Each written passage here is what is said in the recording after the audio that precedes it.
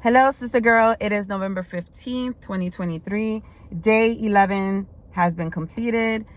Yesterday, I shared a little bit of day 9, which was, I believe, day 8 was Genesis 46 to 50 and Exodus 1 through 5. And then I believe day 9 was Exodus 5 through 20.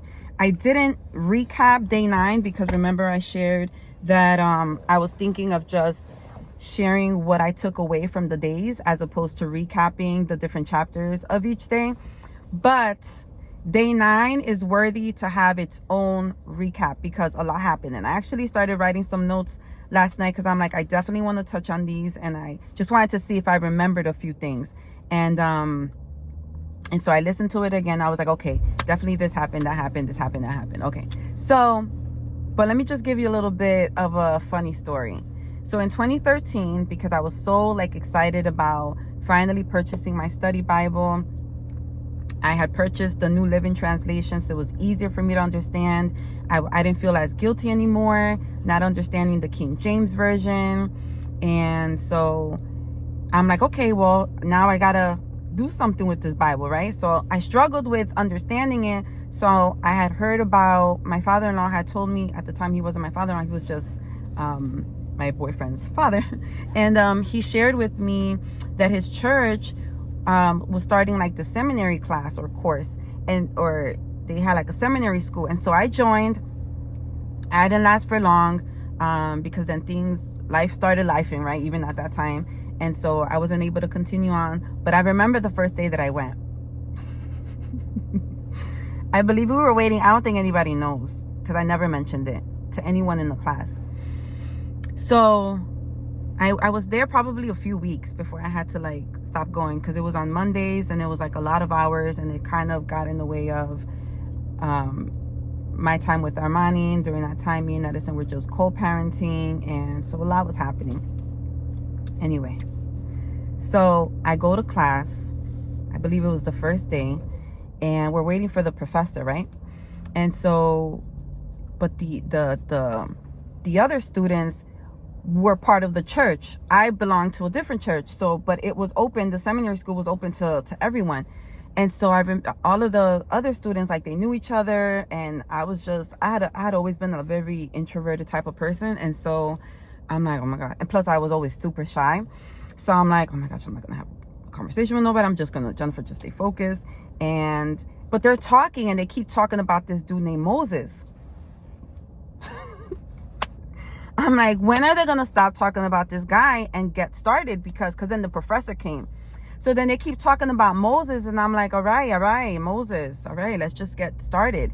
I thought the whole time that who they were talking about was just some random guy, a real guy from class that just, did some big deal things. I didn't know that Moses was a character in the Bible who did some serious stuff. Anyway, so funny story, right? Just goes to show you that, I know what it's like to not understand and to get people confused or, not know who the characters in the Bible are.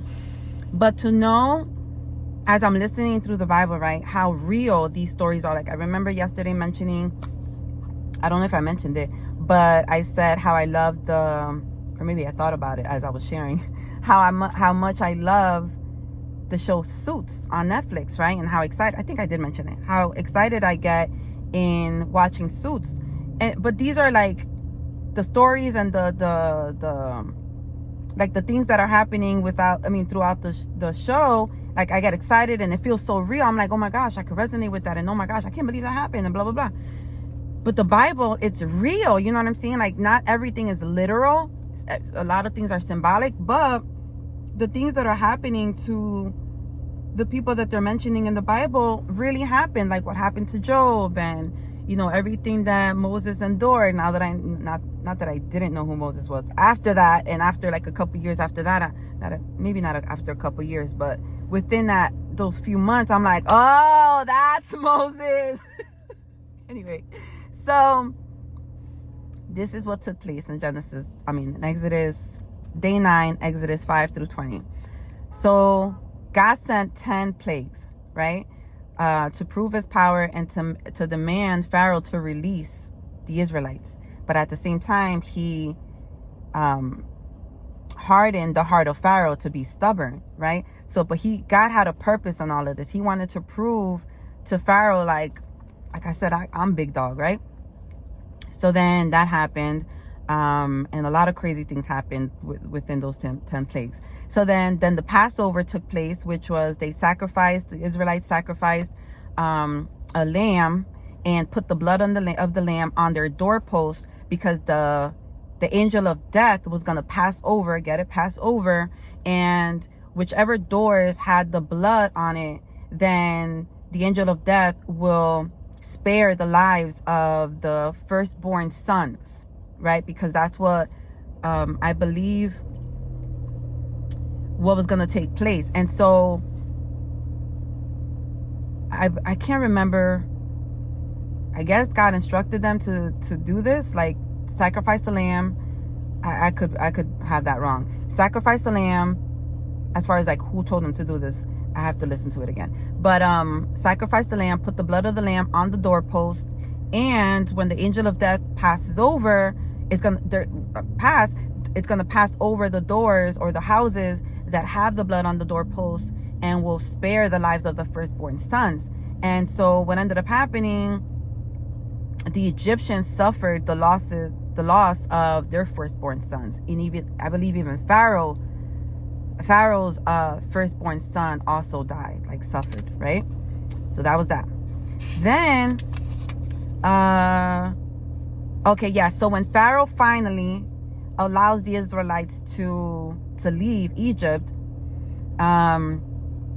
God used a pillar of cloud to guide the Israelites during the day, and then he used a pillar of fire to guide them through the night. But then Pharaoh changed his mind.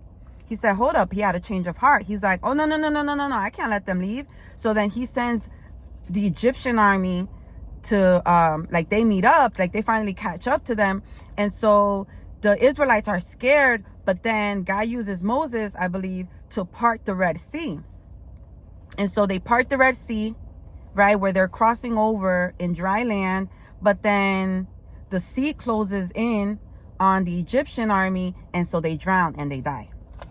That's what happened, right? Then what happened after that, Jennifer?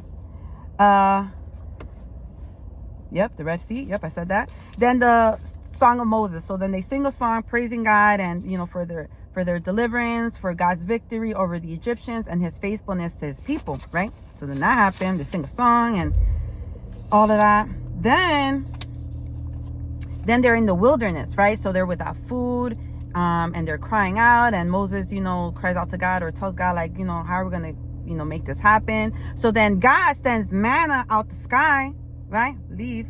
And provides manna provides fresh manna, right? Miraculously every morning. And at one point tells them, like, don't be worried about saving up or taking too much of manna. Like, take enough for you to have, because I'm going to provide every morning. And he did. But then those that refused to obey, right, they took more than what they should have, and so it spoiled, like it went bad. But that's the reason why God told them not to. Like, God told them, don't take too much, take enough for the day, because I'm going to continue providing. So he did every morning. And then he sent quails at night, because it was meat, right, for the evening. Then after that, the Israelites come to Mount Sinai. That's where God reveals himself in thunder, lightning, and smoke. And then that's when Moses then goes into sharing the 10 commandments. And that's what happened on day 9. It's a lot, right? But it's so good. And then day 10 and day 11, it's more about the laws being set in place. God is giving laws, which is so interesting, because I'm like, I get it. This is what's going to happen. But back then, it was like some real stuff. Like, God didn't play. He still don't play. But anyway, so I just wanted to share that. Hope that kind of encouraged anybody to want to go to Exodus 5 through 20 and learn more about those things that I mentioned. And again, don't bank on everything that I said, because I could be wrong on a few of the things, or may have missed some important things. But anyway, toodles.